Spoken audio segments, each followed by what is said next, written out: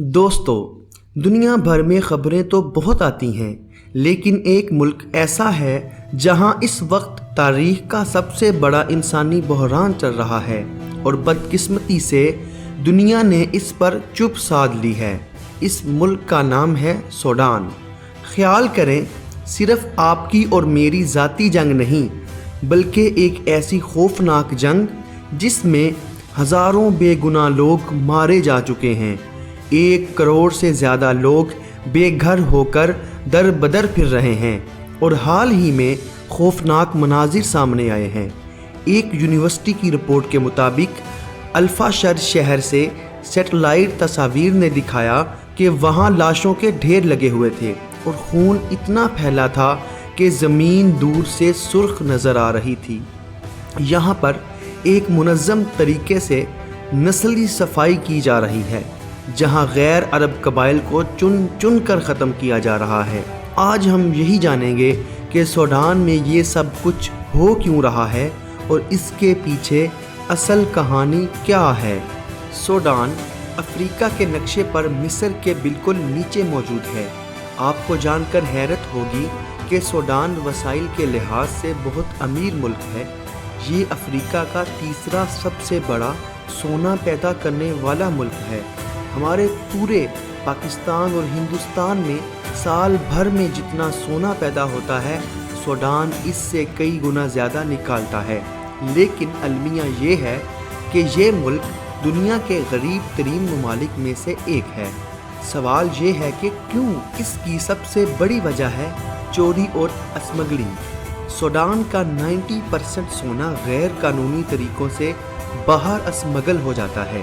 اس سونے کا پیسہ حکومت کی بجائے جنگجو گروپوں کے ہاتھ لگتا ہے اور اسی پیسے سے وہ ہتھیار خرید کر ملک میں تباہی مچاتے ہیں۔ یعنی سونا ہی اس جنگ کی آگ کا ایندھن ہے۔ سوڈان کی تاریخ زیادہ تر فوجی حکمرانوں کے ہاتھوں میں رہی ہے۔ ایک وقت تھا جب جنرل عمر البشیر نے 30 سال تک ملک پر حکومت کی اور ان کی وجہ سے 2011 میں سوڈان کا ایک حصہ ٹوٹ کر جنوبی سوڈان بن گیا تھا۔ 2019 میں جب لوگ تنگ آ کر البشیر کے خلاف سڑکوں پر آئے تو 2 طاقتور جرنیلوں نے صورتحال کو ہائی جیک کر لیا۔ پہلا، سوڈان کی باقاعدہ فوج SAF کے سربراہ جنرل البرہان، اور دوسرا ان کے قریبی سمجھے جانے والے نیم فوجی دستے RSF کے سربراہ جنرل دگالو حمیدتی۔ ان دونوں نے مل کر البشیر کو ہٹایا اور وعدہ کیا کہ ملک میں جمہوریت لائیں گے، لیکن ان کا وعدہ جھوٹا نکلا۔ اصل جھگڑا کہاں سے شروع ہوا؟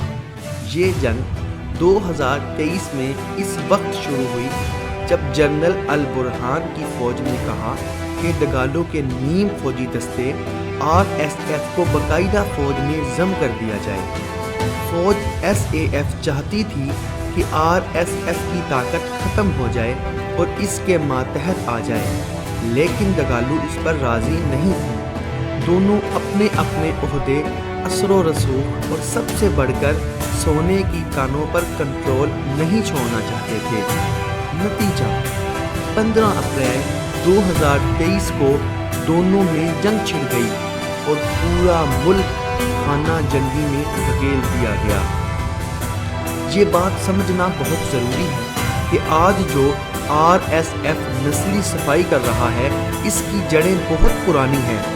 2003 میں جب دارفور میں غیر عرب قبائل نے حکومت کے خلاف احتجاج کیا تو اس وقت کے صدر البشیر نے اس کو کچلنے کے لیے عرب قبائلی جنگجوؤں کا ایک گروہ کھڑا کیا، جسے جنجاوید کہا جاتا ہے۔ عربی میں اس کا مطلب ہے گھوڑے پر سوار شیطان۔ اس جنجاوید نے دارفور میں غیر عرب قبائل کا قتل عام کیا، جسے عالمی سطح پر نسل کشی قرار دیا گیا۔ اس وقت جنرل دگالو بھی اس جنجاوید گروپ کا حصہ تھے۔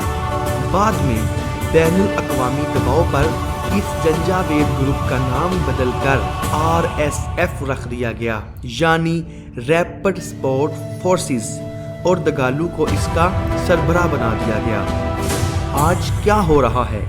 افسوس کی بات یہ ہے کہ آج RSF کے نام سے وہی لوگ دوبارہ وہی کام کر رہے ہیں۔ وہ صرف ان لوگوں کو نشانہ بنا رہے ہیں جنہیں انہوں نے 2003 میں نشانہ بنایا تھا، یعنی غیر عرب افریقی قبائلی گروپوں کو۔ ان کے پاس ہتھیار تو نئے ہیں لیکن ان کی سوچ وہی گھوڑے پر سوار شیطانوں والی ہے۔ سوڈان کی جنگ صرف 2 جرنیلوں کی جنگ نہیں ہے۔ سوڈان کی اہم جغرافیائی جگہ اور اس کے وسائل نے کئی بیرونی ممالک کو بھی اس میں شامل کر دیا ہے۔ مشرقی وسطیٰ کے قریب ہونے اور اہم ریڈ سی تجارتی راستے پر ہونے کی وجہ سے یہ دنیا کے لیے اہم ہے۔ یہاں پر الزام ہے کہ RSF کو ہتھیار اور مدد دینے میں متحدہ عرب امارات یعنی UAE کا ہاتھ ہے، جس کے بدلے میں وہ سونا حاصل کر رہا ہے۔ دوسری طرف فوج SAF کو ایران، مصر اور سعودیہ عرب کی حمایت حاصل ہے۔ روس کا واگنر گروپ بھی RSF کو میزائل دے چکا ہے۔ یہ بیرونی طاقتیں اپنے مفادات کے لیے دونوں گروپوں کو ہتھیار بیچ کر لڑا رہی ہیں، جس سے یہ بحران اور بھی زیادہ مشکل ہوتا جا رہا ہے۔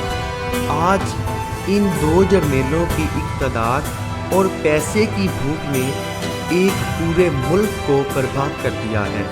سوڈان کی 60% سے زیادہ آبادی آج امداد کی محتاج ہے۔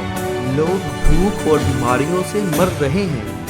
دنیا نے اس جنگ کو بھولی ہوئی جنگ کا نام دے دیا ہے، کیونکہ دنیا کے طاقتور ممالک کا اپنا کوئی بڑا نقصان جو نہیں ہو رہا۔ سوڈان کا بحران 3 چیزوں کا خلاصہ ہے: لالچ، نسلی نفرت اور دنیا کی بے حسی۔ اگر آج بھی دنیا متحد ہو کر اس پر دھیان دے تو شاید تاریخ میں ایک اور نسل کشی کو ہونے سے روکا جا سکتا ہے۔ اگر آپ کو آج کی ہماری یہ ویڈیو پسند آئی ہو تو ویڈیو کو لائک ضرور کر دیجئے گا اور ہمارے زوبی ایکسپلور چینل کو سبسکرائب بھی کر دیجئے گا۔ شکریہ۔